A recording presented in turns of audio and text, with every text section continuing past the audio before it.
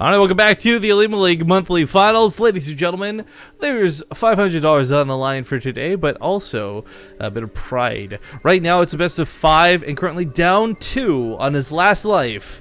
In the bottom left corner of the map, it's going to be MVP's Red Terran Salvation. The top right, totally forgetting their teammates. It's MVP MarineKing. So last week's OlimoLeague that you missed was actually kind of funny because, yeah, you had Choya versus Salvation, right? So not just teammates, but like Captain knocks out Salvation. And then Choya moves on to the finals where he fights against MarineKing. So it's just like MVP all over the place. Well, so Salvation is down 2-0, so... Oh wow, you know what I just realized actually? MVP is kind of like the Korean version of Millennium. Just like Terrans everywhere. You got Santa, Really? MarineKing, Salvation, I mean, like... Just a bunch of the badasses, right? I want to see it in... They're just the... No, that's actually not a word for it. Whoa. Because... This is a MarineKing move right here. This is not a Salvation move, this is a MarineKing move. Well, we do not have any idea what happened in the last few games. Well, we know the last game ended in a base trade, but that's about all we know. Yeah, and it doesn't really tell us why he would think it was comfortable going for 14cc. It's not like it's a, a terrible Reaper map. It's the worst Reaper map that we have, I believe. Yeah, I still haven't... Oh, I keep meaning to test this every time I get Terran on the map. I end up cheesing You can't. instead.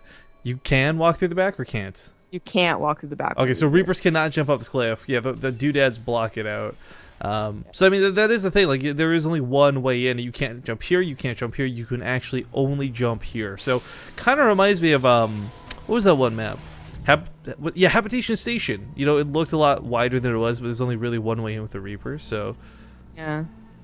So I guess like in the grand scheme of things, when we have Catalina and Secret Spring, yeah, it's a pretty terrible Reaper map. But there are still options for it to get up there. You know, it's not like I don't think anyone has made a completely Reaper-free Reaper map. So let's talk about why CC first is kind of crazy, though. For those who aren't perhaps as accustomed to TVT, there is a very select amount of openings that happen in this matchup, and CC first is really not included in that list. A big part of this is because it does leave you vulnerable to things like 1-1-1 builds. Maybe not so much to Banshees because you'll have that extra scan, but either way, it's really bold to go for this because Salvation cannot put on any pressure himself. So if this happened, something similar in Game 2 or Game 3, or pardon me, Game 2 or Game 1, which we did not get to cast, maybe that makes a little more sense. Like he sees MarineKing play greedy because MarineKing does classically play greedy and just decides to out-greed him with that faster command center this game. Yeah. It does die straight up to like a proxy Reaper. It dies straight up to a 2-Rax Reaper, I'm pretty sure too. It's very scary against just even a 2 Reaper opener.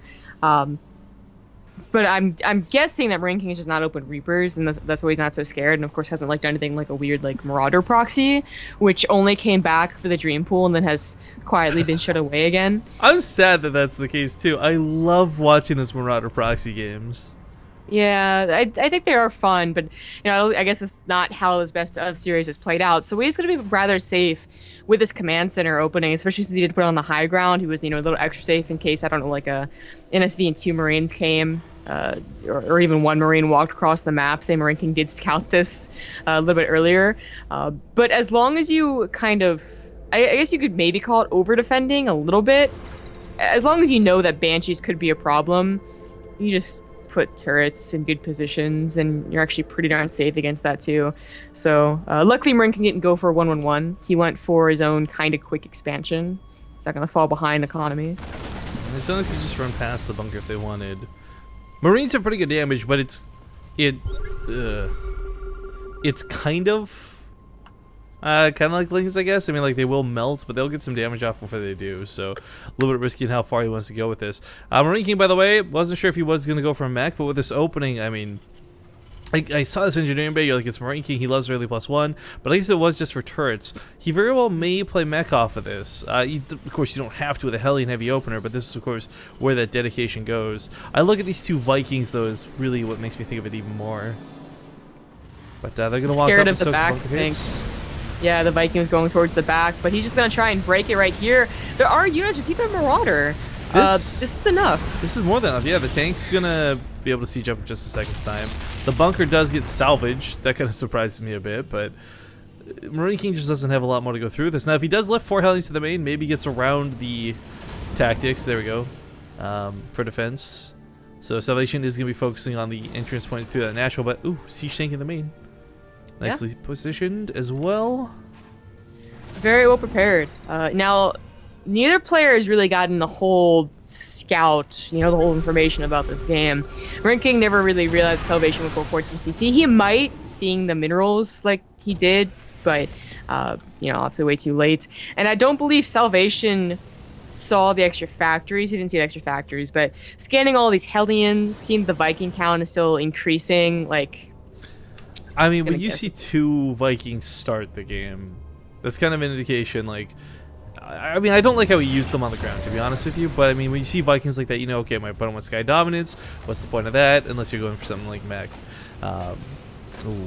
Ooh, this dead space, though, going to work really nicely for Salvation. MarineKing does not see this coming. He does have a hell of a lot of Hellions, though, so responding to Marines won't be the most difficult thing in the world. He is going to get cloaked, though. This is a big denial on those Banshees. Picks up, gets out of there. This leaves the natural open. Starts moving forward with the siege tank. Does have to be a little bit careful. It doesn't have that much buffer for it. Quite frankly, the Banshee may just focus it down at the Hellions, though. Yeah, that was easy at the front, but he tries to go back into the natural and almost loses the medevac and to no real reason. I mean, you really should be losing medevacs to mineral line turrets, but it's going to get cleaned up, and that Viking there is going to get the last shot. How many SCVs died? Alright, not a whole lot. Not a whole lot. With the 3rd CC, you can certainly make this up. Salvation back at home, though, I mean, if he had just had 2 tanks in the front line instead of 1, that may have looked a little bit different. I mean, he does have a couple tanks out now, but I don't know if this is something where he's going to feel confident pushing. This is a really scary moment in TVT where, especially when you're fighting against a mech player, you don't know if it's safe to expand versus push. There's always kind of those 2 options, right? Like, if you're not defending, you're either trying to expand or you're trying to push. But because the map's set up the way it is, it's not so easy for Salvation just to walk across and be like, oops, I guess I got to turn around and come back home. We do have, I guess, the difference of these 3rd bases for each style of play. I still don't know about it. I do prefer the one that MarineKing took, especially for the mech player, which is MarineKing is. Yeah, just gotta cover your brush right there. Plus, your back rocks are no longer that open area where you're kind of like, oh, I don't know if this will be used or not. Maybe I should be scared. Maybe I shouldn't be. But I'm trying to figure out who scanned into TVT without game heart. Okay, go checking the natural base. Salvation barely misses the army. Yeah, looks like he's gonna drop that natural. Pretty good choice. I think he has realized why the army wasn't there. He's probably defending that 3rd, and so he's gonna set up a 2-pronged attack. He even sends the Marine in to see maybe there's 5 tanks behind the brush. He doesn't go in, but as there is apparently nothing, just start sieging up. Oh, is that a position you could use? It is. Yeah. That's pretty sick. Alright, so good spot to deny mining. Meanwhile, Marauders just bust through the natural base. And it is key that he's got so many Marauders. It sucks that they can't shoot up for the Banshees, but of course they're not going to die to the Hellions like Marines would. In fact, let's give you a slaughter right here. Pushes that back. Tanks are in an okay spot. Trying to focus down the Banshees really quick. Nice moves with those Marines.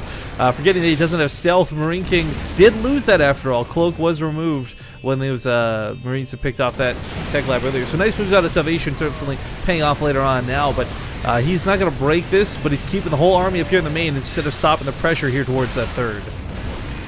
MarineKing's doing a pretty decent job holding, but he did lose out on a couple of FCVs. I think Salvation intentionally dropped Marauders on the natural mineral line to get the friendly fire on the SCVs, in fact.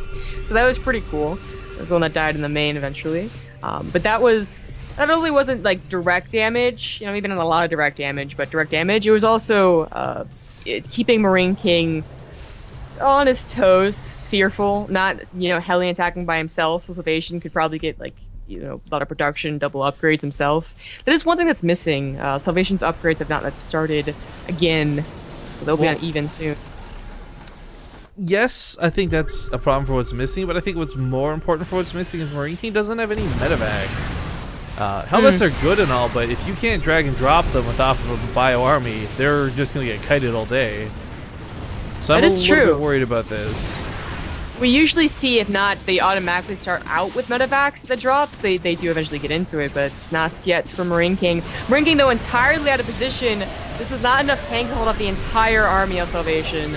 Yeah, nice stimming to the natural base. You know, he may not be able to kill that third. He does actually completely clean up the third, but he should be able to clean the clock here at the natural base.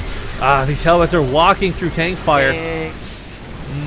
I think MarineKing's just barely not got enough. The Vikings land. This might start turning around, but the Marauder count's still quite high. That tank is still alive. The Banshee, well, actually, there's no Marines left. The Banshee will eventually clean this up. But here comes round 2 from Salvation. And we don't know how game number 1 or 2 went, but apparently we're very, very one-sided for MarineKing. Salvation looks like he's turning it around here in game number 3. Yeah.